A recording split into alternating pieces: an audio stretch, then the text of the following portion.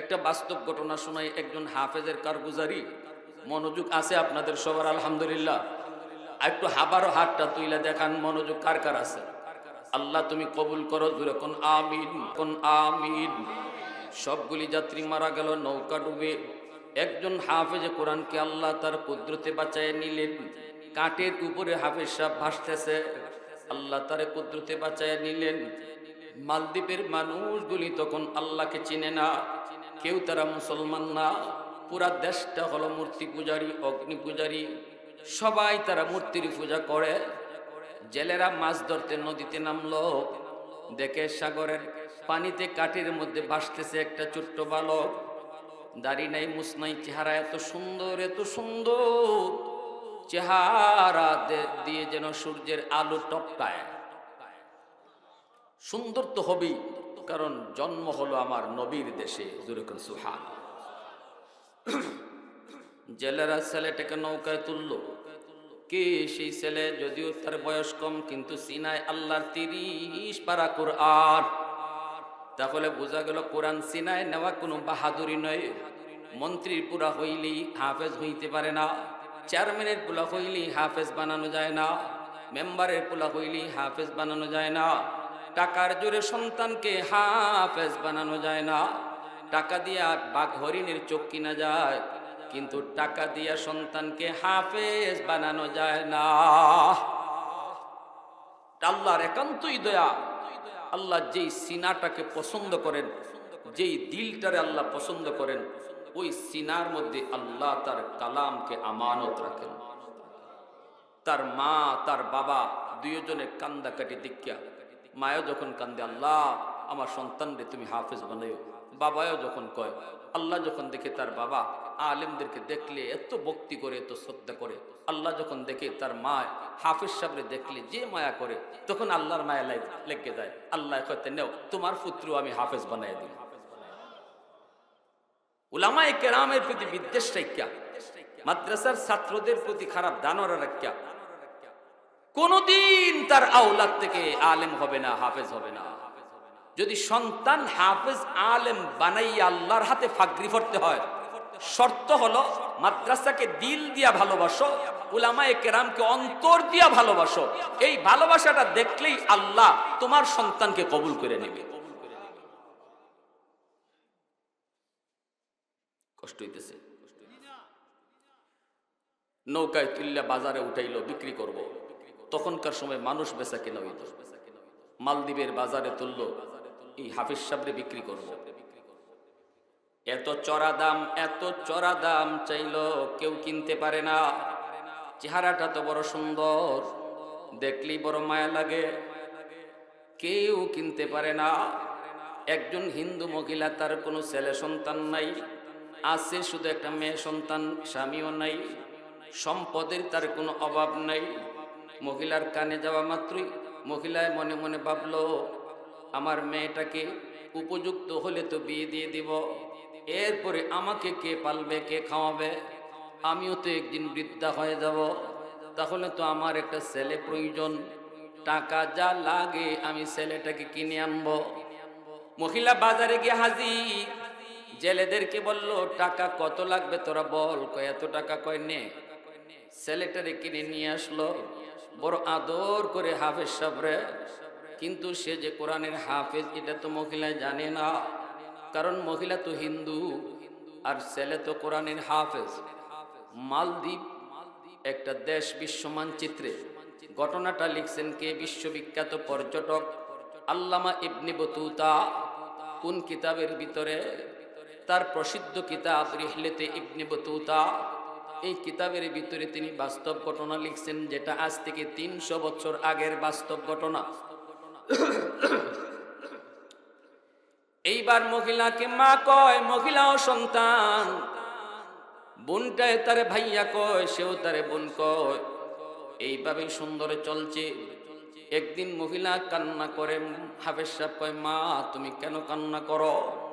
মহিলা কয়, বাজার কান্না করি প্রতি বৎসর নির্ধারিত একটা তারিখে রাত যখন গভীর হয়, সাগর থেকে পানি পাহাড়ের মতো উঁচু হইয়া মালদ্বীপ শহরে আক্রমণ করে, হাজার হাজার মানুষের প্রাণহানি ঘটে, অনেক ক্ষতি হয়।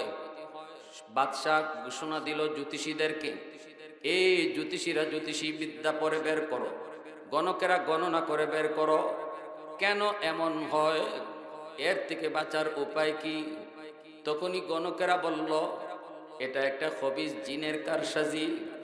যদি মালদ্বীপকে এই আক্রমণ থেকে বাঁচাইতে হয়, তাহলে সুন্দরী কুমারী একটা মেয়েকে সাগরের পারে যে একটা রাম মন্দির আছে, ওই মন্দিরে রাতের বেলা নিয়ে রেখে দিতে হবে।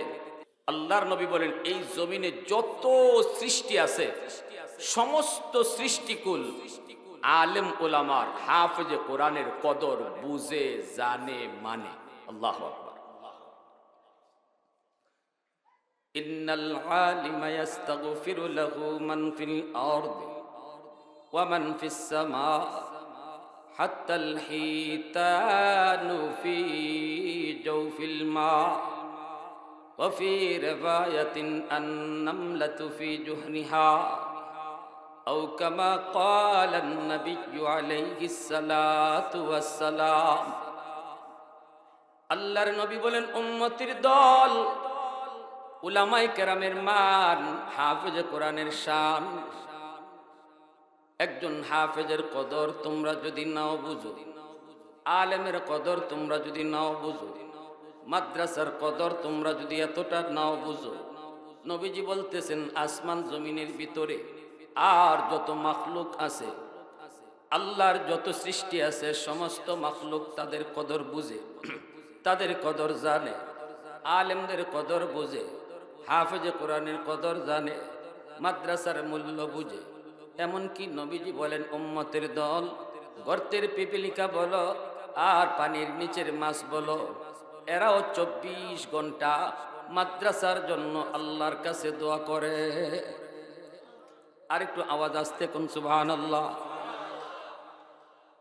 আল্লাহ নবী বলেন, উম্মতের দল, তোমরা যদি নাও বুঝো, ওই গাছের পাতাটা কিন্তু হাফেজের কদর জানে, হাফেজের কদর বুঝে, গাছের পাতায় জানে, জঙ্গলের বাঘ ভাল্লুক জানে, বাঘ ভাল্লুক তারাও কিন্তু একজন আলেমের কদর বুঝে জানে, গাছের পাতায় জানে, জঙ্গলের বাঘে ভাল্লুকে জানে, গর্তের পিপিলিকা জানে, পানির নিচের মাছে জানে। নবীজি বলেন, কেন জানুনি? এই মাছে কয় আল্লাহ, হাফেজ কোরআন আছে বিদায় তো এখনো জমিন তুমি টিকায় রাখছো। আল্লাহ, উলামায়ে কেরাম আছে বিদায় তুমি জমিন এখনো টিকায় রাখছো। ও মালিক, মাদ্রাসা আছে বিদায় এখনো জমিন তুমি টিকায় রাখছো। অতএব মাদ্রাসা হলো জমিনের হায়াত, উলামায়ে কেরাম হলো জমিনের হায়াত, হাফেজ কোরআন হলো জমিনের হায়াত। আল্লাহ যদি হাফেজ না থাকে, আলেম জমিনে না থাকে, তোমার কোরআনের শিক্ষা যদি জমিনে বন্ধ হয়ে যায়, তাহলে তো জমিন তুমি ধ্বংস করে দিবা। এই ধ্বংসের ভিতরে আমি মাছ পড়ে যাব, এই ধ্বংসের ভিতরে আমি পিপিলিকা পড়ে যাব, এই ধ্বংসের ভিতরে আমি বাঘ ভাল্লুক পড়ে যাব। অতএব মালিক, আমি বাঘ যে এখনো বেঁচে আছি, আমি গর্তের পিপিলিকা যে এখনো বেঁচে আছি, আমি পানির নিচের মাছ এখনো যে স্বাধীনভাবে ঘুরি, এই মাদ্রাসার উসিলা। ও মালিক, সমাজে সমাজে তুমি মাদ্রাসা কবুল করে নাও। মাসি দোয়া করে, পিপিলিকায় দোয়া করে, ফিফরায় কয় আল্লাহ, হাফেজের হায়াত তুমি বাড়ায়া দাও। কারণ ফিফরায় জানে হাফেজের হায়াত বাড়লে ফিফরার হায়াতও বাড়ে। সুবহানাল্লাহ, জোরে কোন। আলেমের হায়াত বাড়লে মাছের হায়াত বাড়ে। মাদ্রাসা জমিনে বেশি বেশি হলে জমিনের হায়াত আল্লাহ বাড়ায়। যদি মাদ্রাসা থাকে তাহলে তো আল্লাহ পাক রব্বুল আলামিন যতদিন থাকবে আমাকে জমিনের ভিতরে আল্লাহ খাওয়া পড়ার সুযোগ দিবে। মাদ্রাসা যদি না থাকে, চেয়ারম্যানের চেয়ারম্যানই আল্লাহ রাখবেন না, মেম্বারি করার সুযোগ আর পাবে না, ব্যবসায়ী ব্যবসা করার সুযোগ আর পাবে না, কোনো কিছুই আল্লাহ জাগাতে রাখবেন না, সব কিছু আল্লাহ উলট পালট করে দিবেন। এজন্যই তো কিয়ামতের আগ মুহূর্তে আল্লাহ পাক জিব্রাইলকে বলবে, জিব্রাইল জমিন আমি ধ্বংস করে দিব, জমিন আমি ধ্বংস করে দিব, কিন্তু যেই জমিনে কোরআন থাকবে এই জমিন তো ধ্বংস করতে পারি না। যাও তুমি জমিন থেকে কোরআনের হরফগুলি উঠে নিয়ে আসো, জমিনের ভিতরে আমার কালাম থাকবে, আর গজব হবে হয় না। কোরআনের হরফগুলি তুমি উঠে নিয়ে আসো। জিব্রাইল আমিন কিয়ামতের আগ মুহূর্তে কোরআনের হরফগুলি উঠে নেবেন। আপনার ঘরের কোরআন আপনি খুলবেন, কইলা দেখবেন পাতা আছে লেখা নাই। ভারতের মুসলমান সেও কোরআন কইলা দেখবে পাতা আছে লেখা নাই। পাকিস্তানের মুসলমান দেখবে কোরআনের পাতা আছে লেখা নাই। তামাম পৃথিবীর সব মানুষগুলা দেখবে কোরআনের হরফ নাই। তখনই বুঝতে হবে আল্লাহ এই জমিন আর টিকায় রাখবেন না। এজন্য নিজে বাঁচার জন্য, নিজে সুখে শান্তিতে থাকার জন্য মাদ্রাসা নিজ দায়িত্বে টিকায় রাখতে হবে। কেউ যদি কয় মাদ্রাসা আমি বন্ধ করে ফেলবো, সে নিজের পায়ে নিজে কুড়াল মারলো। আল্লাহ তার জীবনটাও বন্ধ করে দিবে, চতুর্দিক দিয়ে আল্লাহ তাকে অন্ধকারে ফেলায় দিবে। দুনিয়াতে বেঁচেও সে মরার মতো চলবে, কারণ সে কোরআনকে বন্ধ করতে চাইছে, আল্লাহ তার চতুর্দিক অন্ধকার বানায় দিবে। এই ক্ষমতা আল্লাহর আসেনি না নাই? একটু আওয়াজ দিয়া কও না যুবক, আসেনি না নাই? আরো জোরে বলো, আসেনি না নাই? আল্লাহ চাইলে মুহূর্তের ভিতরে আমার চতুর্দিক অন্ধকার বানায়া আমাকে জিন্দা একটা মুর্দা মানুষ বানায়া রাখতে পারে। এজন্য আল্লাহ পাক রব্বুল আলামিন কয়, আল্লাহ পাক কয় জানুনি কোরআন তোমাদের জন্য রহমত, কোরআন তোমাদের জন্য রহমত। এর যুবক, এজন্য বলি মাদ্রাসা আমি টিকায় রাখছি, কেউ বলবা না মাদ্রাসায় যদি আমি লক্ষ লক্ষ টাকাও দান করি, এর অর্থ এই না যে আমি মাদ্রাসা টিকায় রাখছি। বরং নবীর হাদিস বলে তুমি বলবা, সুন্দর করে বলবা, তুমি বলবা আমি টিকায় রাখছি তা নয়, বরং মাদ্রাসার উসিলায় আল্লাহ আমাকে টিকায় রাখছে। একজন ছাত্রকে তুমি যদি খাওয়াও, লজিং রাখো, কোনো একজন ছাত্রকে যদি তুমি খাওয়াও, কখনোই কথা বলবা না আমি ছাত্র খাওয়াই, বলবা এই ছাত্রটার উসিলায় আল্লাহ আমাদেরকে খাওয়ায়। ঠিক কিনা জোরে বলেন? যদি বুঝে থাকেন আমার নবীর হাদিস, তাহলে কথাটা এভাবেই বলতে হবে, ছাত্র খাওয়াই না, বরং ছাত্রের উসিলায় আল্লাহ আমাদেরকে খাওয়ায়। প্রশংসা করব কার? আর একটু মালিকের আওয়াজ নামটা জোরে কও, কার? ওয়াহদত কি হিফাজত নেহি বেকুওতে বাজু, ওয়াহদত কি হিফাজত নেহি বেকুওতে বাজু, आती नहीं कुछ कमी है अक्ल खुदा दा, आती नहीं कुछ कमी है अक्ल खुदा दा। ऐ मर्द खुदा तुझको कुव्वत नहीं हासिल, जा बैठ किसी गार में अल्लाह का कर याद, जा बैठ किसी गार में अल्लाह का कर याद। ये सच है कि बातिल की तरफदार नहीं हम, गद्दार न समझो हमें गद्दार नहीं हाँ। फूलों की तरह नरम मिजाज अपना है नज़र, हम तीर नहीं नेज़ा व तलवार नहीं हाँ, हम तीर नहीं नेज़ा व तलवार नहीं हाँ। মুসলমানের আওয়াজে বলেন আল্লাহু আকবার। তাহলে নিজে বাঁচার জন্য, নিজে ফ্যামিলি নিয়ে বাঁচার জন্য, সুখে শান্তিতে বাঁচার জন্য, জমিনের হায়াত বাড়ানোর জন্য নিজের সন্তানকে আলেম হাফেজ বানানো দরকার, আসেনি না নাই? সন্তানকে যদি হাফেজ বানাই, শুধু হাফেজ বানানো অর্থ এই নয় যে আমি সন্তানকে হাফেজ বানাইছি এখানেই শেষ নয়, বরং এই সন্তানকে হাফেজ বানানোর দ্বারা জমিনের হায়াত বাড়াইছি। সন্তান বাপমার কাছে বহুত বড় আমানত, আল্লাহর পক্ষ থেকে সন্তান বাপমার কাছে বহুত বড় আমানত। আমানত বলা হয় যে জিনিস দখলে আমার, কিন্তু মালিক আমি না, মালিক হলেন অন্য কেউ। মালিক আমার আল্লাহ। সন্তান দখলে আমার, কিন্তু মালিক হলেন আল্লাহ। আমানতের বস্তু ব্যবহার করার তরিকা হলো নিজের মর্জি, ব্যবহার করা যায় না, মালিকের মর্জি মতো ব্যয় করতে হয়। এজন্য সন্তান যদিও দখলে আমার, এই সন্তানের ব্যাপারে আমার কোনো মর্জি চলবে না, মর্জি চলবে আল্লাহর। সন্তানকে কি খাওয়াবো, সন্তানকে কি দেখাবো, সন্তানকে কি পড়ালেখা করাবো, সন্তানকে কেমন পোশাক পরাবো, সন্তানের কানে আমি কি শোনাবো, সন্তানের চোখে আমি কি রেকর্ড করাবো, এই ব্যাপারে বাপ মার নিজস্ব কোনো সিদ্ধান্ত চলবে না। যদি চালাই তাহলে খেয়ানতকারী হইয়া কিয়ামতের ময়দানে দাঁড়াতে হবে। আর আল্লাহর মর্জি যদি চালাই, আমানতদার হইয়া আল্লাহর সামনে পুরস্কার নিব। সন্তান আল্লাহর পক্ষ থেকে আমানত। এজন্য আমার সন্তান কি পড়বে, কি শিখবে, আমার সন্তানের প্রথম শিক্ষক হলাম আমি বাবা, আমার সন্তানের প্রথম শিক্ষক হলো আমি মা, আমার সন্তানের প্রথম বিদ্যালয় হলো তার ঘর।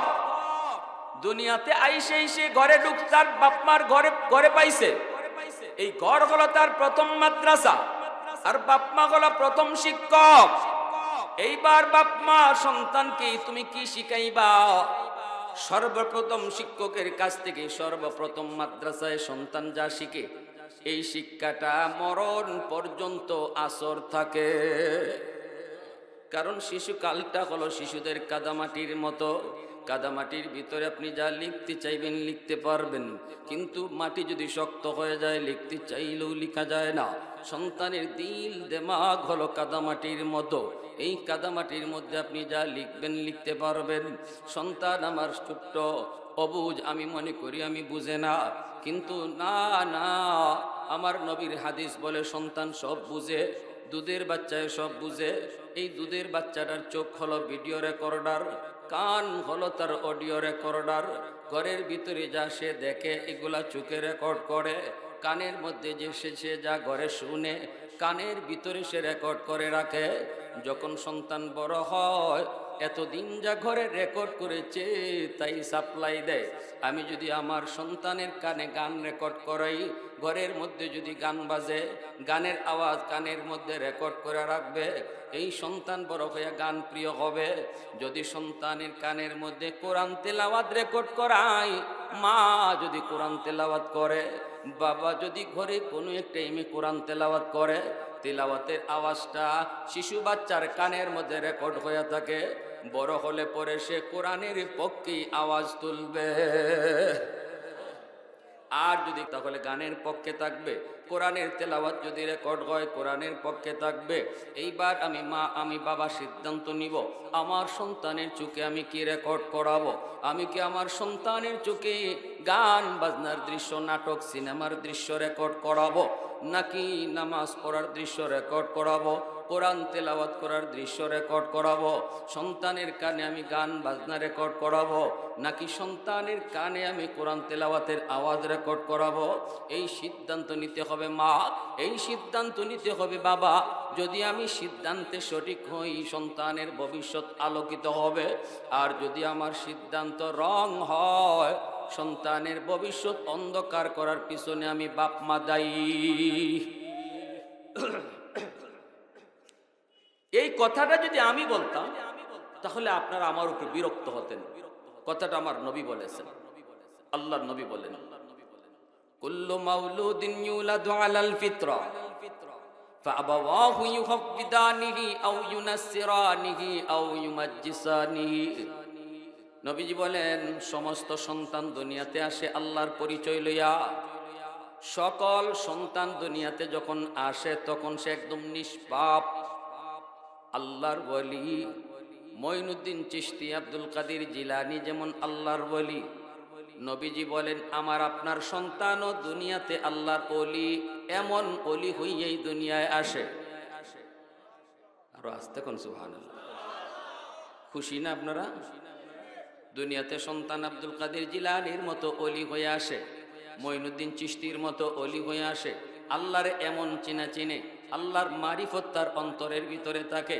এরপরে নবীজি বলেন তার বাপ মা ফাআবাওয়াহু ইউহাব্বিদানিহি আও ইউনাসসিরানিহি আও ইউমাজ্জিসানিহি, নবীজি বলেন তার মা তার বাবার ভুল সিদ্ধান্তের কারণে এই সন্তান ইহুদি হয়, এই সন্তান নাসারা হয়, এই সন্তান মুশরিক হয়, এই সন্তান গাঞ্জাখোর হয়, এই সন্তান বেনামাজি হয়, এই সন্তান পথভ্রষ্ট হয়, মা বাবার ভুল সিদ্ধান্তের কারণে। কারণ ঘরের মধ্যে আইসে তার বুজুর্গি নষ্ট করার জন্য যা কিছু আছে বাপ মায় তা আয়োজন করে রাখছে। টাইম টু টাইম টেলিভিশন চলে, অথচ টাইম টু টাইম কোরআন তেলাওয়াত হয় না। মুসলমানের ঘরে দিন যায়, সপ্তাহ যায়, মাস চলে যায়, মুসলমানের ঘরে কোরআন তেলাওয়াত হয় না। অথচ এমনও ঘর আছে দিন ও প্রতিদিন টাইম টু টাইম টেলিভিশন চলে। ইন্ডিয়ান নাটকের টাইম কোন টাইম এটা মা বোনেরা খুব ভালো জানে। এজন্য টাইম আইবার আগেই দেখবেন রান্দা শেষ। কিরি এত আগে রান্দা শেষ, দেখবেন অন্য দিন দেরি হয়, আজকে খুব তাড়াতাড়ি। ঘটনা কি হয়েছে? হয় নাটকের টাইম হয়েছে। কি জাত নাটক, ইন্ডিয়ান কত নাটক ফাটক, এগুলা দেখকেই তো আজকে যুব সমাজের চরিত্র নষ্ট। ঠিক কিনা জোরে বলেন, আরো জোরে বলেন ঠিক কিনা? যেই সন্তান দুনিয়াতে আসলো আব্দুল কাদের জিলানীর মতো, মঈনুদ্দিন চিশতির মতো, আজকে আমি বাপ মার ভুল সিদ্ধান্তের কারণে এই সন্তানের বুজুর্গি নষ্ট হলো, সন্তানের মারিফত নষ্ট হলো। এরপরে তারে লেখাপড়া করাবো, কোথায় দিব? কয় সেখানেও আমার মর্জি চালাইলাম, আল্লাহর মর্জির কোনো তোয়াক্কা করলাম না। আমার সন্তানকে আমি ভর্তি করাবো কোন জায়গায়, লেখাপড়া করাবো কোন লেখাপড়া, কোন শিক্ষায় তারে শিক্ষিত করব, এই ব্যাপারেও আমি আমার মর্জি চালাইলাম, আল্লাহর মর্জির তোয়াক্কা করলাম না। অথচ সন্তানের মালিক আমি না, সন্তানের মালিক হলেন আমার আল্লাহ। এই সন্তানের লেখাপড়ার ব্যাপারেও নিজের কোনো চিন্তা চলবে না, চলবে সিদ্ধান্ত মালিকের, যিনি সন্তানের মালিক। ঠিক না? আমার সন্তানের লেখাপড়া শুরু হবে যিনি মালিক তার পরিচয় দিয়া। ঠিক না? কে তোমার খালিক, কে তোমার মালিক, ওই মালিকের পরিচয় নিয়ে আমার সন্তানের লেখাপড়া শুরু হবে। কিন্তু না, আমি তা করলাম না, আমি আগডুম বাগডুম গোড়াডুম সাজে কইয়া পড়ালেখা শুরু করাইলাম। আগডুম বাগডুমের মাঝে আল্লাহর পরিচয় আছে? আল্লাহর পরিচয় নাই। যেই পড়ালেখার মধ্যে আমার আল্লাহর পরিচয় নাই, এটা পড়ালেখা ওইটুই পারে না। এজন্যই তো মায়ার নবী কি জিব্রাইল আমিন জাবালে নূরের মধ্যে যখন জিব্রাইল বলেন নবী গো আপনি পড়েন ইকরা, আল্লাহর নবী বলেন আনা বিকারিন, আমি পড়া জানি না। জিব্রাইল আবার কয় পড়েন ইকরা, নবী কয় আমি পড়া জানি না। জিব্রাইল আবার বলেন নবী গো আপনি পড়েন, নবী কয় আমি পড়া জানি না। যখনই জিব্রাইল কয় পড়েন আপনি আপনার রবের নামে, পড়েন আপনি আপনার রবের নামে, তখনই নবী পড়া শুরু করে দিছেন।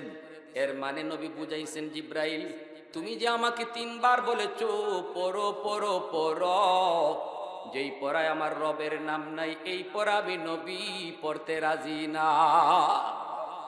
আওয়াজ দিয়ে কোন না সুবহানাল্লাহ, মুসলমানের আওয়াজে সুবহানাল্লাহ কোন।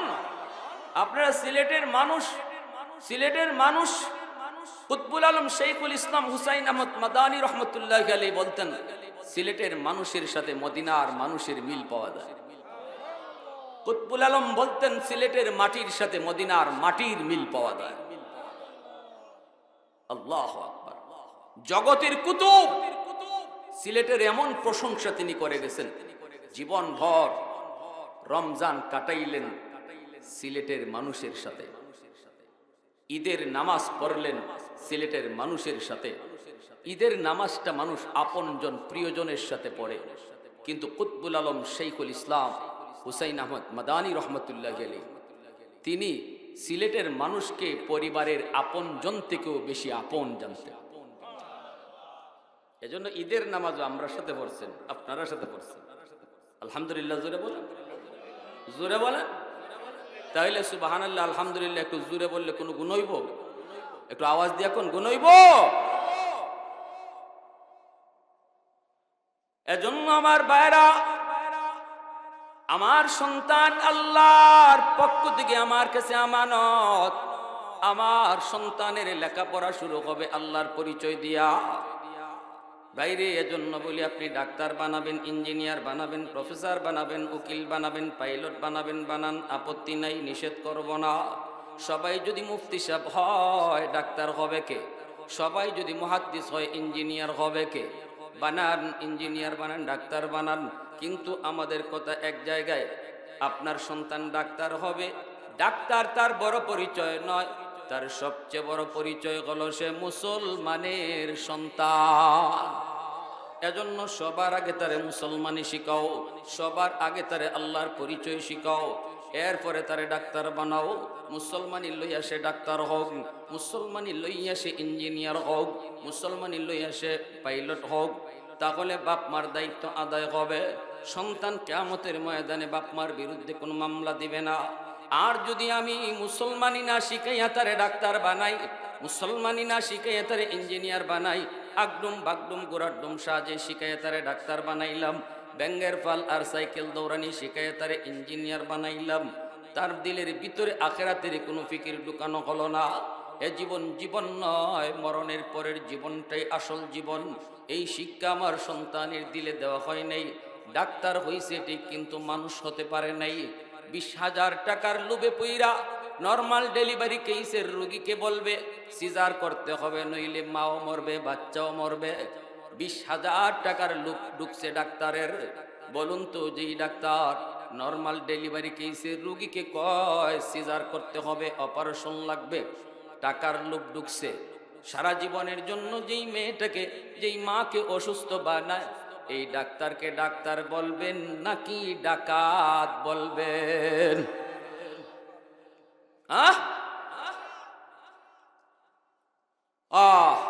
অত বড় ডাক্তার হইয়াও তো মানুষ হইতে পারলো না, ডাকাইতে হইল। কেন হইল? কারণ এ জীবন জীবন নয়, মরণের পরের জীবন আসল জীবন। এই শিক্ষাটা শিশুকালে তারে মাদ্রাসায় ফরাইয়া তার কলিজায় দেওয়া হয় নাই, তারে ওই পরিবেশে শিক্ষা কলিজায় দেওয়া হয় নাই।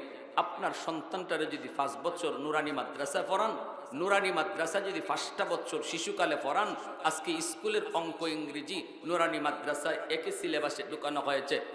স্কুলের 1-এ 2-তে 3-তে যে অঙ্ক ইংরেজি, মাদ্রাসার নুরানিতে একই সাজেশন এবং ভালো মানের শিক্ষক রাখা হয়, যেন 5 বছরে সে আল্লাহর মারিফত কলিজায় লইয়া, আখেরাতের ফিকির তার দিল দেমাগে ঢুকাইয়া, কোরআনের প্রতি মহব্বত কলিজায় লইয়া, এরপরে যেন হাই স্কুলে ভর্তি হইতে পারে।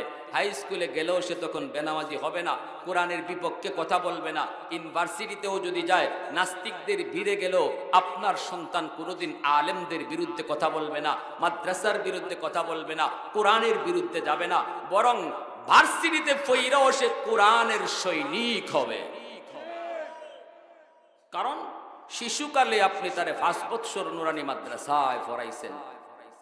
এই 5 বৎসরে তার কলিজার ভিতরে যা ঢুকায়া দেওয়ার হুজুররা, উস্তাদগণ, উলামায়ে কেরাম ঢুকায়া দিছেন, এটা এমন ভাবে ঢুকাইছে, এটা পাথরে খোদাই করে লিখে দিয়ে দিছে। এটা মুছবে না, এটা ভুলবে না, এটা কখনো ভুলবে না। এজন্য আমি বলবো, ডাক্তার বানাবেন, ইঞ্জিনিয়ার বানাবেন, আমাদের আপত্তি নাই, কিন্তু 5 বছর মাদ্রাসায় পড়াও, আল্লাহর নাম লইয়া সে পড়া শুরু করুক। কার নাম লইয়া? জোরে বলেন, কার নাম লইয়া? যিনি বানাইছেন, যিনি খালিক, যিনি মালিক, তার নাম লইয়া তার পড়ালেখা জীবনের শুরু হোক। তারে আগে মুসলমানের বাচ্চা বানাও, তার আগে মানুষের বাচ্চা বানাও। কোরআনের শিক্ষার মাধ্যমে সন্তান মানুষের বাচ্চা হয়। মুরগির বাচ্চা জন্ম নিলে মুরগি হয়, মানুষের বাচ্চা জন্ম নিলে মানুষ হয় না, তার মানুষ বানাইতে হয়। আর মানুষ বানানোর ফ্যাক্টরি হলো মাদ্রাসা। এই কথা আল্লাহ কোরআনের সূরাতুর রহমানে বলছেন। আর রহমান আল্লামাল কুরআন খলাকাল ইনসান। আল্লাহ কয়, রহমান কে জানুনি? যিনি কোরআন শিখাইছেন, তারপরে মানুষ বানাইছেন। তাহলে আল্লাহ বুঝাইল, মানুষ হবে সেই যার জীবনে কোরআন আছে।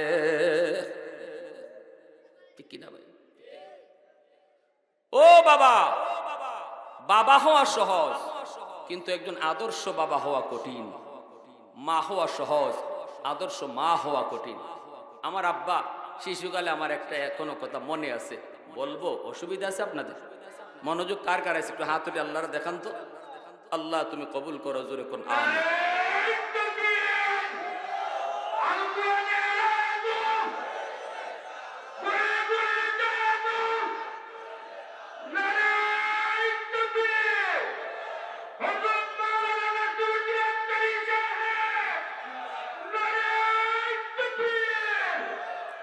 যে কথা বলি ভাই শুনেন, মন দিয়ে শুনেন। আসলে আমাদের গন্ডগোল কোন জায়গায়, ওষুধ দিমু কোন জায়গায়? আগে তো রোগ ধরতেই, রোগ না ধইরা ওষুধ দিলে লাভ হইব? রোগ হইল আসমানে, আপনি ডাক্তার ধরছেন জমিনে। আগুন লাগছে শেরপুর, আপনি পানি দিন ফরিদপুর। জোরে মাতবা। আগুন লাগছে শেরপুর, পানি দেন ফরিদপুর। হুজুর পানি ভরা দেন, কি তুইছে? ইয়া আল্লাহ হুজুর ফুলায় তৈবাই হিবায় যায়, কোনো কথাই বলে না, উল্টা আরো যেমন চায় তা করে। হুজুর পানি ভরা দেন, পানি ভরা দেন। হুজুরে পানি ভরা দিছে, কাম হয় না। কাম হইব কেমনে? আগুন যেখানে এখানে না পানি ভরা লাগে না। পানি তো জিতুইব যেখানে আগুন এখানে। আপনি তো গুড়ায় গন্ডগোল লাগাই তো রাখছেন। গাছের চারা যখন থাকে তখন পানি দিলে চারা গাছের উপকার। গাছ যদি মোটা হয়ে যায় পানি দিলেও তো লাভ নাই। কি ভাই সুজা বাংলা কথা কইতেছি, কোনো কষ্ট হইতেছে আপনাদের? গাছ যখন চারা থাকে তখন পানি দেন, পানিতে কাম হবে। গাছ যদি মোটা হয় পানিতে লাভ হবে না। যেই জমানার মা বাবারা এটা চিন্তা করত, সন্তানকে একদম শিশুকাল থেকে মাদ্রাসায় পড়াইতো, আলেম উলামার পরামর্শ নিয়ে চলতো, ঘরে ঘরে কোরআন তেলাওয়াত হইতো, ফজরের পরে মুসলমানের ঘর থেকে কোরআন তেলাওয়াতের আওয়াজ শোনা যাইতো। ওই জমানায় হুজুরদের পানি পড়ায় ডাইরেক্ট অ্যাকশন হইতো। কারণ পানি পড়া তো আপনার ঘরে গিয়ে ঢুকবো, দরজা লাগবো, গজবের দরজা দিয়ে আল্লাহর কোরআন ঢুকে না, রহমতের দরজা লাগে। যেই ঘরে কোরআন তেলাওয়াত হয় না, যেই ঘরে গান বাজনা চলে, এই ঘরে তো রহমতের দরজা বন্ধ থাকে, গজবের দরজা খোলা থাকে। হুজুরের পানি পড়া, কোরআন তেলাওয়াতের পানি পড়া ঢুকবো কোন দরজা দিয়া? ঠিক কিনা? গহরপুর ইসাব রাহিমাহুল্লাহ নাম শুনছেন না আপনারা? গহরপুর ইসাব হুজুরের নুরুদ্দিন গহরপুরি রহমতুল্লাহ গেলি, ওনার জীবনে একটি কারগুজারি শুনলাম, আমার উস্তাদের জবানে শুনছি। কারগুজারিটা হলো, হুজুর শনি মঙ্গলবারে পানি ভরা দিতেন। শনি মঙ্গলবারে পানি ভরা দিতেন। এত হাজার হাজার মানুষ আইতো, সবরে যদি লাইন ধরে পানি ভরা দিতে হয় হুজুরে সারাদিন লাগবে।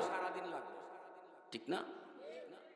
এজন্য হুজুরে মাদ্রাসার যে সামনের ফুকুর আছিল, ফুকরি আপনারা কি দেখো ফুকুর, এই ফুকুরের মাঝে ফু দিয়া হুজুর চলে যেতেন আর কইতেন তোমরা ফুকুর থেকে পানি নাও, কাম হই যাব।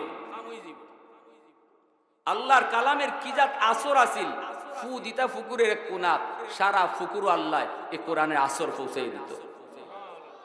যে ওই পানি নিত বোতল দিয়া, কাম হয়ে যেত। কারণ ওই সময় পানি পড়াটাকে মুসলমানের ঘরে ঢুকবার দরজা খোলা আছিল। মুসলমানের তখন মুসলমানি লইয়া ডাক্তার হইছে, ইঞ্জিনিয়ার হইছে, মুসলমানি লইয়াই সে জীবন চালাইছে। ফজরে পরে তিলাওয়াত হইছে মুসলমানের ঘরে। এজন্য ফুকুরের পানি তো কাম হয়ে গেছে। এক লোক আইসে, হুজুর আমি লন্ডন থেকে আইছি, হুজুর আপনি ফুকুরের মাঝে ফু দিয়া যান, ফুকুরে ফু দিয়া যান, ফুকুর থেকে সকলেই পানি নেয়।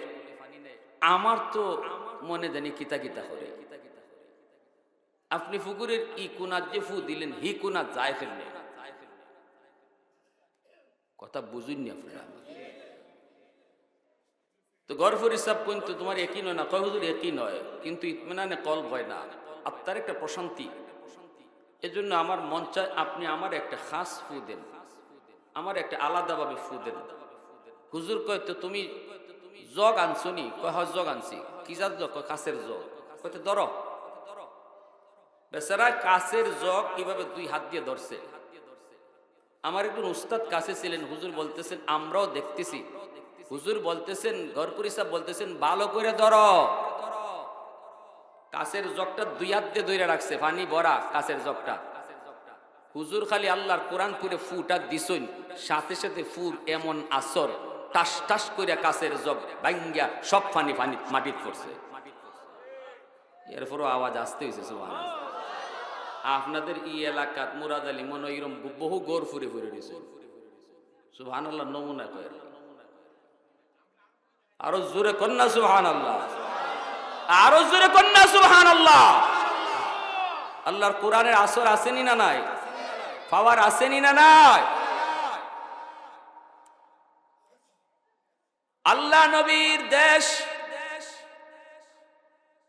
আরবের একটি জাহাজ মালদ্বীপ শহরের কাছেই সাগরে এসে ডুবে গেল। এই ডুবে যাওয়া যাত্রী সব মারা গেল। বাস্তব একটা ঘটনা শুনাই, একজন হাফেজ কোরআনের শুনো ভাই, সন্তানকে তুমি ডাক্তার বানাও বানাও অসুবিধা নাই, কিন্তু যদি সন্তানকে হাফেজ বানাইবার নিয়ত করো তাহলে তো নূরুন আলা নূর, এর উপরে কোনো সিদ্ধান্ত হয় না রে ভাই। কে আজকে দুনিয়ার মাটিতে আমরা তাদের মাথায় পাগড়ি পরাইলাম, যে হাফেজ হলো তার মাথায় পাগড়ি পরাইলাম আমরা, কিন্তু কিয়ামতের ময়দানে তার মা বাবার মাথায় পাগড়ি পরাইবেন আল্লাহ নিজের হাতে। মান করা আল কুরআন ওয়া আমিলা বিমা ফিহি উলবিসা ওয়ালিদাহু তাজান ইয়াউমাল কিয়ামা। ওই মা কত ভাগ্য, ওই বাবার কত বড় ভাগ্য, যেই বাবা যেই মা জানলো আজকে তার সন্তানের মাথায় পাগড়ি পরানো হয়েছে। এই জমিনে বাপ মার কলিজায় এত আনন্দ, আজকের দিনে তাদের বাপ মার কলিজায় এত খুশি, পৃথিবীতে আর কোনো বাপ মার কলিজায় এত খুশি না। মন কি চায় না রে ভাই? তোমারও কি মন চায় না তোমার কলিজাটা এমন খুশি হোক? তোমার কলিজাটা এমন খুশি হোক, মাতার পাশে সন্তান ইয়াসিন পড়বে, আল্লাহ বলবে মরণের কষ্ট মাফ। কবরের পাশে গিয়ে ইয়াসিন পড়বে, আল্লাহ বলবে কবরে আযাব মাফ। এই ফেরেশতারা তাকায় দেখ, কবরের উপরে তার বাচ্চাটা চোখের পানি জড়ায় জড়ায় আমি আল্লাহর কালাম তেলাওয়াত করতেছি। গজবের ফেরেশতারা গজব বন্ধ কর, গজব বন্ধ কর, আযাব বন্ধ কর। তার বাচ্চায় আমি আল্লাহরে রহমান রহিম কয়ে ডাকে, আমি আল্লাহরে অতি দয়ালু অতি মায়ালু কয়ে ডাকে। আমি তার বাপরে কেমন করে কবরে আযাব দেই, আযাব বন্ধ করো। কিয়ামতের ময়দানে আল্লাহ পাক একটা নূরের তাজ লইয়া দাঁড়ায় থাকবেন। হাসুরবাসী মানুষগুনকে আল্লাহ লক্ষ্য করে বলবেন, কই মা বাবারা আসো, কই তোমরা মা বাবারা আসো। নবীর বাপ মা যায় কইব আল্লাহ আমি তো অমুক নবীর আব্বা অমুক নবীর আম্মা। আল্লাহ বলবেন আমি কোন নবীর মা বাবাকে খুঁজি না, আমি কোন নবীর বাপ মারে খুঁজতেছি না, তোমরা একটু সাইডে দাঁড়াও। এরপরেই দেখা যাইব একজন হাফেজ কোরআনের মা, একজন আলেমের বাবা এসে কইব আল্লাহ আমাকে চিনচিনি। আল্লাহ কইব তুমি কেডা? কই আমি অমুক হাফিজ সাহেবের আব্বা, আমি অমুক হাফেজ কোরআনের মা। আল্লাহ বলবেন আমি তো তোমাকেই খুঁজতেছি। দুনিয়ার জমিনে 10টা বাচ্চা, 100টা বাচ্চার ভিতরে 90টা বাচ্চাই স্কুল কলেজের দিকে গেল, কিন্তু তুমি তোমার বাচ্চাটারে নিয়ে মাদ্রাসার দিকে গেছো। সমাজের মানুষ তোমারে কত কথা বলছে, মাদ্রাসায় কেন পড়াও, মাদ্রাসায় পড়লে খাইব কেমনে, চলবো কেমনে, সরকারি কোনো সার্টিফিকেট নাই, কেমনে চলবো কেমনে খাইব। কিন্তু এতগুলা কথা শোনার পরেও তুমি পিছপা হও নাই। আমি আল্লাহকে খুশি করার জন্য কলিজার টুকরা সন্তানটারে নিয়ে মাদ্রাসার দিকে রওনা দিছ। ওই দিনই আমি আল্লাহ তুমি বাবার উপরও খুশি হইয়া, ওই দিনই আমি আল্লাহ তুমি মার উপরও খুশি হইয়া নিজের হাতে পাগড়ি বানায় রাখছি। তোমার সন্তানের মাথায় পাগড়ি পরাবে মানুষ, আর তোমরা বাপ মার মাথায় পাগড়ি পরাইবো আমি আল্লাহ। ধন্য ধন্য ওই মা ওই বাবা, যেই বাবার সন্তান হাফেজ হইছে, আলেম হইছে। বাইরে দুনিয়া বেশি দিনের নারী যুবক, আজ আসো কাল নাই, এখন নয় তখন। আজ নয় কাল সবাইকে একই পথের প্রতীক হতে হবে। কিন্তু দুনিয়ায় যদি একটা সন্তান হাফেজ আলেম তুমি বানিয়ে যাইতে পারো, দুনিয়ায় বাবা হওয়া তুমি সার্থক। জাহাজ ডুবে গেল, সবগুলি যাত্রী মারা গেল। একটা বাস্তব ঘটনা শোনাই, একজন হাফেজের কারগুজারি। মনোযোগ আছে আপনাদের সবার? আলহামদুলিল্লাহ। একটু হাবারও হাতটা তুইলা দেখান, মনোযোগ কার কার আছে? আল্লাহ তুমি কবুল করো, জুড়ে কোন আমিন, কোন আমিন। সবগুলি যাত্রী মারা গেল, নৌকা ডুবে। একজন হাফেজে কোরআনকে আল্লাহ তার কুদরতে বাঁচায় নিলেন। কাঠের উপরে হাফেজ সাহেব ভাসতেছে, আল্লাহ তার কুদরতে বাঁচায় নিলেন। মালদ্বীপের মানুষগুলি তখন আল্লাহকে চিনে না, কেউ তারা মুসলমান না। পুরা দেশটা হলো মূর্তি পূজারী, অগ্নি পূজারী, সবাই তারা মূর্তির পূজা করে। জেলেরা মাছ ধরতে নদীতে নামলো, দেখে সাগরের পানিতে কাঠের মধ্যে ভাসতেছে একটা ছোট্ট বালক। দাড়ি নাই, মুছ নাই, চেহারা এত সুন্দর, এত সুন্দর চেহারা দিয়ে যেন সূর্যের আলো টপকায়। সুন্দর তো হবেই, কারণ জন্ম হলো আমার নবীর দেশে। জুরুকুন সুবহান। জেলেরা ছেলেটাকে নৌকায় তুললো। কে সেই ছেলে? যদিও তার বয়স কম, কিন্তু সিনায় আল্লাহর 30 পারা কোরআন। তাহলে বোঝা গেল কোরআন সিনায় নেওয়া কোনো বাহাদুরি নয়। মন্ত্রীর পুরা হইলেই হাফেজ হইতে পারে না, চেয়ারম্যানের পোলা হইলেই হাফেজ বানানো যায় না, মেম্বারের পোলা হইলেই হাফেজ বানানো যায় না। টাকার জোরে সন্তানকে হাফেজ বানানো যায় না। টাকা দিয়া বাঘ হরিণের চোখ কিনা যায়, কিন্তু টাকা দিয়া সন্তানকে হাফেজ বানানো যায় না। আল্লাহর একান্তই দয়া। আল্লাহ যেই সিনাটাকে পছন্দ করেন, যেই দিলটারে আল্লাহ পছন্দ করেন, ওই সিনার মধ্যে আল্লাহ তার কালামকে আমানত রাখেন। তার মা তার বাবা দুইজনে কান্দাকাটি দেখিয়া, মায়ও যখন কান্দে আল্লাহ আমার সন্তানরে তুমি হাফেজ বানাইও, বাবাও যখন কয়, আল্লাহ যখন দেখে তার বাবা আলেমদেরকে দেখলে এত ভক্তি করে, এত শ্রদ্ধা করে, আল্লাহ যখন দেখে তার মা হাফেজ সাহেবরে দেখলে যে মায়া করে, তখন আল্লাহর মায়া লেগে যায়। আল্লাহ কইতে নেও তোমার পুত্র আমি হাফেজ বানাই দিই।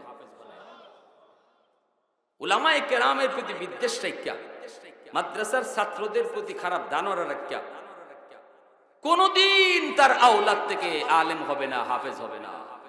যদি সন্তান হাফেজ আলেম বানাইয়া আল্লাহর হাতে ফাগরি পড়তে হয়, শর্ত হলো মাদ্রাসাকে দিল দিয়া ভালোবাসো, উলামায়ে কেরামকে অন্তর দিয়া ভালোবাসো। এই ভালোবাসাটা দেখলেই আল্লাহ তোমার সন্তানকে কবুল করে নেবে। কষ্ট হইতেছে? নৌকায় তুল্লা বাজারে উঠাইলো, বিক্রি করব। তখনকার সময় মানুষ বেচা কেনা হইত। মালদ্বীপের বাজারে তুললো, এই হাফিজ সাহেবরে বিক্রি করব।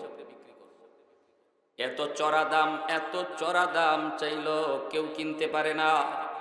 চেহারাটা তো বড় সুন্দর, দেখলেই বড় মায়া লাগে, কেউ কিনতে পারে না। একজন হিন্দু মহিলা, তার কোনো ছেলে সন্তান নাই, আছে শুধু একটা মেয়ে সন্তান, স্বামীও নাই, সম্পদের তার কোনো অভাব নাই। মহিলার কানে যাওয়া মাত্রই মহিলায় মনে মনে ভাবলো, আমার মেয়েটাকে উপযুক্ত হলে তো বিয়ে দিয়ে দিব, এরপরে আমাকে কে পালবে, কে খাওয়াবে? আমিও তো একদিন বৃদ্ধা হয়ে যাব, তাহলে তো আমার একটা ছেলে প্রয়োজন। টাকা যা লাগে আমি ছেলেটাকে কিনে আনবো। মহিলা বাজারে গিয়ে হাজির, জেলেদেরকে বলল, টাকা কত লাগবে তোরা বল। কয় এত টাকা। কয় নে। ছেলেটারে কিনে নিয়ে আসলো, বড় আদর করে হাফেজ সাহেবরে। কিন্তু সে যে কোরআনের হাফেজ এটা তো মহিলা জানে না, কারণ মহিলা তো হিন্দু আর ছেলে তো কোরআনের হাফেজ। মালদ্বীপ একটা দেশ বিশ্ব মানচিত্রে। ঘটনাটা লিখছেন কে? বিশ্ববিখ্যাত পর্যটক আল্লামা ইবনে বতুতা। কোন কিতাবের ভিতরে? তার প্রসিদ্ধ কিতাব রিহলাতে ইবনে বতুতা।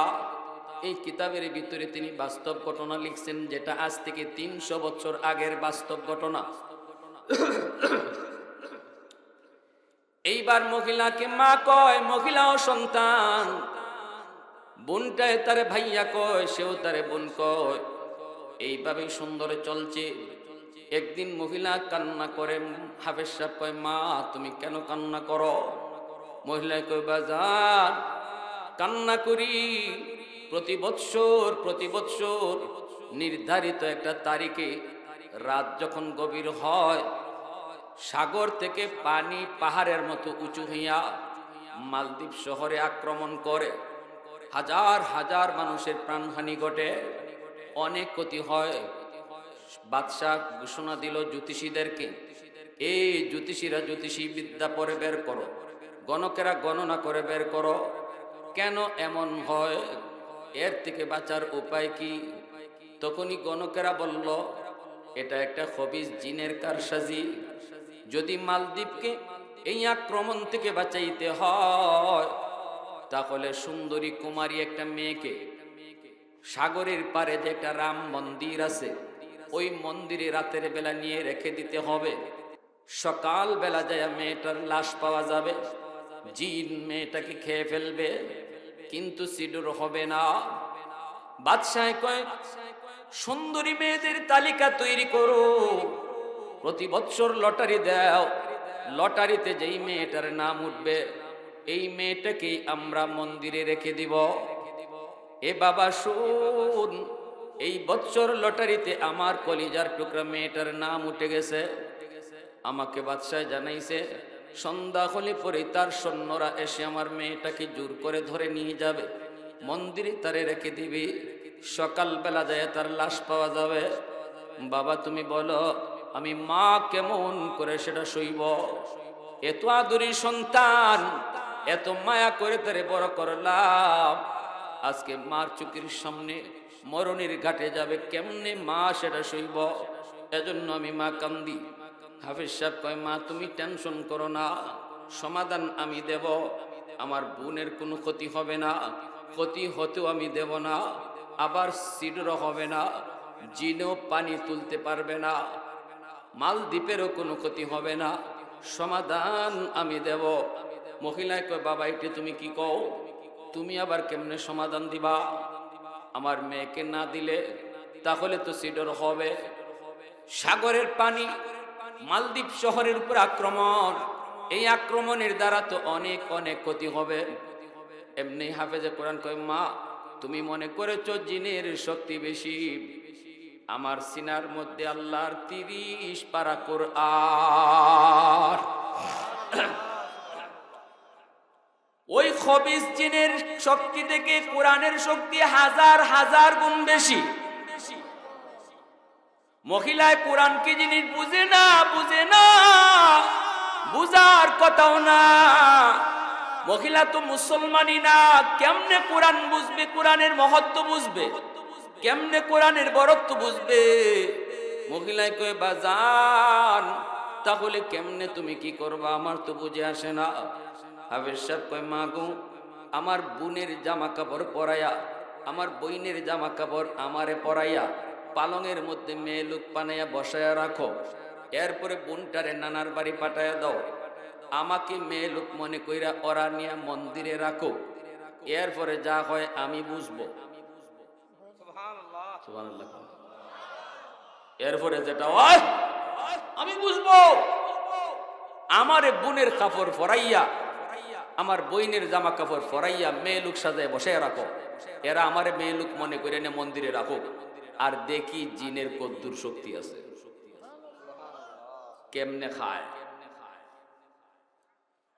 মহিলা মানুষ কোরআনের মহত্ব বড়ত্ব বুঝে না। মহিলা এইবার কয়, না বাবা আমি তোমাকে হাতছাড়া করব না, যদি তোমারে খেয়ে ফেলে। হাফেজ সাহেব কয়, মা তুমি ভরসা রাখো, আমার সিনায় যে কোরআন, এই কোরআনের পাওয়ার জিনের পাওয়ারের চেয়ে হাজার হাজার গুণ বেশি। বিন্দু পরিমাণ ক্ষতি আমার করতে পারবে না, কারণ যেই সিনায় কোরআন থাকে, নবী বলেন এই সিনাকে জাহান্নামের আগুন পর্যন্ত জ্বালাইতে পারে না। আল্লাহ, যেই সিনায় কোরআন থাকে এই সিনাকে জাহান্নামের আগুনও জ্বালাইবার সাহস রাখে না। কয় ঠিক আছে বাবা। মহিলা এরপরও তো বুঝে না, মনরে বুঝ দিব কি কইরা। সন্ধ্যা হয়ে গেছে, সন্ধ্যা হইতেই দেখা যায় সরকারি ফৌজরা এসে দরজায় নক করছে। দরজায় নক করতেই মহিলা দরজা খুলছে, খুইলেই দেখে সরকারি সৈন্য। দেখা মাত্রই তো হিন্দু মহিলা তো রাম রাম রাম রাম। হাফেজ সাহেব কয় কের রাম? রামে কোনো কাম হইতো না, আল্লাহর নাম কো। রামে কোনো কাম হইব? রামে কোনো কাম হয়? রাম রাম রাম। হাফেজ সাহেব কয় মাগো রাম না। সরকারি সৈন্যরা ভিতরে ঢুকলো, ঢুকেই দেখে পালঙের মধ্যে সুন্দর, এত সুন্দর চেহারার একটা সুন্দরী কুমারী মেয়ে বসা। আপনারা আমার ওয়াজ বুঝলে বলেন এটা মেয়ে না ছেলে? মাশাআল্লাহ, সবার হুঁশ আছে তো, সজাগ তো সবাই? মেয়ে না ছেলে? কিন্তু সরকারি সৈন্যরা বুঝতেছে মেয়ে, কারণ বইনের কাপড় পইরা মেয়ে লোক সাজ্জা সে বসা। দাড়ি নাই মুছ নাই, বোঝা যায় না। দাড়ি নাই মুছ নাই, কম বয়সে হাফেজ কোরআন ওই তো পারেনি না পারে না? দেখছেন নি আপনারা? কম বয়সের হাফেজ ঠিক মতন নাম কইতে পারে না, এরপরও কোরআনের হাফেজ হয়ে যায়। বোঝা গেল এটা আল্লাহর অশেষ দয়া ছাড়া সম্ভব না, ঠিক না? এটা আল্লাহর অশেষ দয়া ছাড়া সম্ভব। সুম্মা আওরাসনাল কিতাব আল্লাযীনা ইসতাফাইনা মিন ইবাদিনা। আল্লাহ পাক কয় হাজারো হাজারো বান্দা বান্দির ভিতর থেকে যার সিনাকে আমি আল্লাহ চয়েস করি, তাকেই আমি আমার কোরআনের ওয়ারিস বানাই। আলেম সবাই হইতে পারবে না, হাফেজ সবাই হইতে পারবে না। আল্লাহ নিজে নির্বাচন করেন কারে আল্লাহ হাফেজ বানাইবেন, কারে আল্লাহ আলেম বানাইবেন। সুবহানাল্লাহ। এজন্য রে ভাই, কপাল লাগে একজন হাফেজের বাপ হইতে। কপাল, কপাল লাগবে একজন হাফেজের মা হইতে। এটা আল্লাহর নিজের নির্বাচন, আল্লাহর নিজের নির্বাচন। আল্লাহ কয় এটা তোমারও ইখতিয়ার না, আমি আল্লাহ যদি চাইতে হবে। আফসোস লাগে না? আহা, আমার আব্বা স্কুল থেকে মাদ্রাসায় দিলা, আমার চাচারা কেউ রাজি না। না বলার এই মাদ্রাসায় দিও না, চলবো কেমনে, খাইবো কেমনে? এটা তো আমরাও কই, ঠিক না?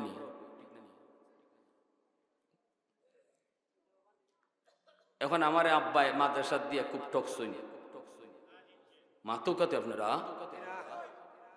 আমার আব্বাই চাচারা বাধা দিলা, দাদারা বাধা দিলা, কারণ আমার গোষ্ঠীর কেউ আলেম নাই। আব্বাও সরকারি হেলথ ইন্সপেক্টর, ভাইও বর্তমানে আইন উপসচিব, আইন উপদেষ্টা যে আসিফ নজরুলের একান্ত সচিব আমার আপন ছোট ভাই। আওয়ামী লীগ আমলেও আইন মন্ত্রণালয়ের সচিব। তো সবাই এই লাইনে।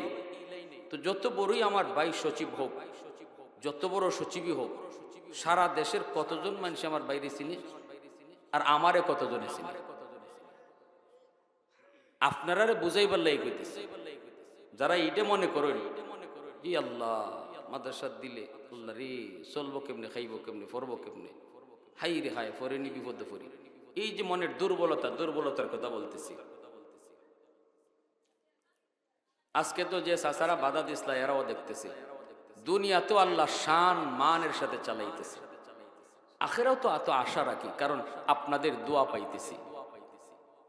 সারা দেশে যাইতেছি, দোয়া করতেছি, দোয়া পাইতেছি। এখানে কি কোনো একজন আল্লাহর বান্দা এমন নাই যার দোয়াটা আল্লাহর কাছে কবুল হয়? অবশ্যই, অবশ্যই এমন কোন একটা হাত আছে যে হাতের উঠাইলে আল্লাহ হাত ফিরাইয়া দেয় না। এতটুকু আশা আল্লাহর কাছে রাখে, আল্লাহ আমি বড় পাপী, কিন্তু তোমার যে হাজারো হাজারো বান্দিদেরকে নিয়ে সারা দেশে হাত উঠাইতেছি, আল্লাহ ওই রকম কোন একটা হাত যে হাতটা তোমার কাছে বড় মকবুল, ওই হাতের উসিলায় তুমি সবরে মাফ করে দিও।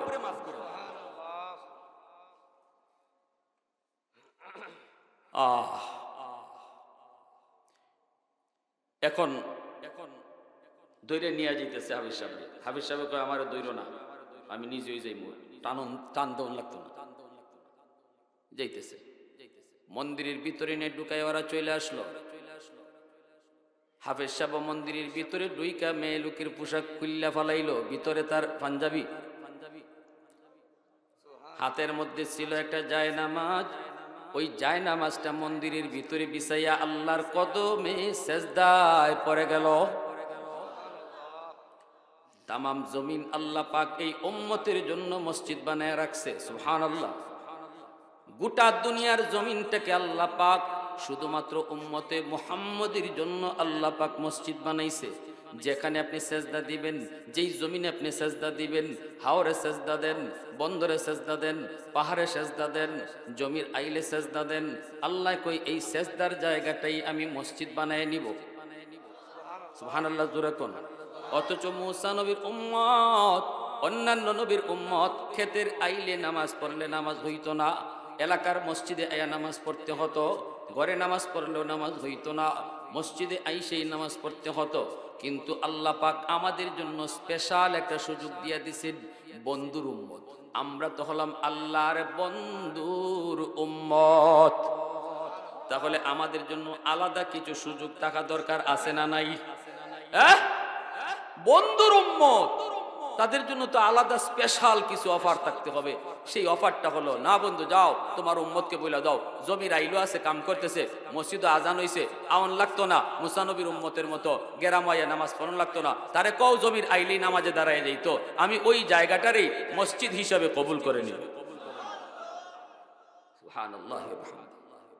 أحد ليس كمثلك صمد ليس كفضلك لمن الملك تقوي تسزاوار خدائي تو خداوند يميني تو خداوند يساري تو خداوند زميني تو خداوند سمائي تو رحيمي تو كريمي تو سميعي تو بصيري تو معزي تو مذلي تو ملك العرش بجائي الله أكبر। আল্লাহর কদমে সেজদায় পড়ে কই, মালিক আজ প্রমাণ হবে জিনের শক্তি বেশি নাকি তোমার কোরআনের শক্তি বেশি। 12টা বেজে গেল, পাগলা ঘন্টা বাজানো হয়। হাফিজ সাহেব মন্দির থেকে সাগরের দিকে তাকায়, তাকায় দেখে সাগরের পানিটা অনেক উঁচু হয়ে গেল, পাহাড়ের মতো, দানবের মতো আকৃতি নিয়া এই পানিটা মালদ্বীপ শহরের দিকে আগাইতেছে। ওই অবস্থায় হাফেজে কোরআন মন্দির থেকে আল্লাহর কালামের সূরা ইয়াসিন তিলাওয়াত শুরু করলো। আল্লাহর কোরআনের সূরা ইয়াসিন হলো কোরআনের কলব, কোরআনের হৃৎপিণ্ড। কোরআন সূরা ইয়াসিন পড়ে ফু দিয়া দিল, সূরা ইয়াসিন পড়ে ফু দিল। আল্লাহ পাককে আল্লাহ, এবার আমি দেখব এই এত উঁচু পাহাড়ের সমান পানি দানবের মতো আকার নিয়ে যে আসতেছে, এত শক্তি যেই পানিটার সারা দেশটারে ডুবাই দেয়, হাজারো হাজারো মানুষকে মেরে ফেলে, গরু ছাগল হাঁস মুরগিরে মারে, এত ক্ষতি করে এই দানবের মতো পানিটা, আল্লাহ আজকে আমি দেখব এটার পাওয়ার বেশি নাকি তোমার কোরআনের ইয়াসিনের পাওয়ার বেশি। আল্লাহর কালামের সূরা ইয়াসিন পড়া যখন ফু দিল, আল্লাহ সূরা ইয়াসিনটারে এমন শক্তিশালী বানাইলেন, এমন শক্তিশালী আল্লাহ বানাইলেন, পানির বিপরীতে আল্লাহ পাক ইয়াসিন সূরাকে অ্যাটম বোমার মতো শক্তিশালী বানায়া আল্লাহ পাঠায়া দিলেন পানির বিপরীতে। সাগরের মাঝামাঝি আইসে সূরা ইয়াসিন পানিকে হিট করলো।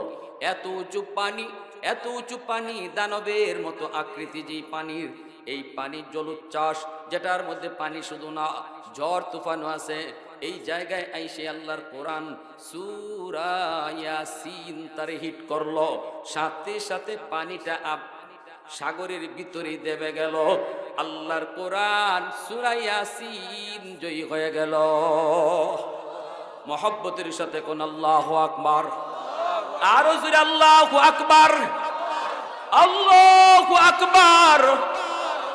আল্লাহর কোরআনের শক্তি আসেনি না নাই? সকালবেলা সরকারি সৈন্যরা গেল লাশ আনার জন্য মেয়েটার, গিয়া দেখে মন্দিরে লাশের কোনো বংশ নাই। একজন হাফেজ সাহেব মন্দিরে বইয়া বইয়া কোরআন তেলাওয়াত করে। সরকারি সৈন্যরা, আর্মিরা কয়, এ বেটা তুই এখানে বইয়া কি করো, মেয়েটা কই, লাশটা কই? হাফেজ সাহেব কয়, লাশ তোমরা কোথায় পাবে? কয় গত রাত্রে যে নিয়ে আসলাম, রাতে যে মেয়েটারে আনলাম, মেয়েটার লাশ তো পাওয়ার কথা। হাফেজ সাহেব কয় না, মেয়ে লোক না, গত রাত তো তোমরা আমাকে নিয়ে আইসো। কই কি আমরা আনলাম মেয়ে, তুমি তো ছেলে। হাফেজ সাহেব কয় আমি তো আমার বইনের কাপড় পইরা মেয়ে লোক সাজ্জা বসা ছিলাম, তোমরা রে বোকা বানাইছি।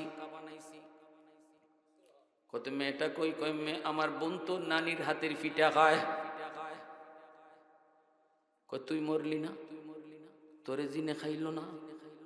হাফেজ সাহেব কয় তোমরা মনে করেছো জিনের শক্তি বেশি, তোমরা চিনো না রে, চিনো না। আমার সিনার ভিতরে কি আছে তাও জানো না।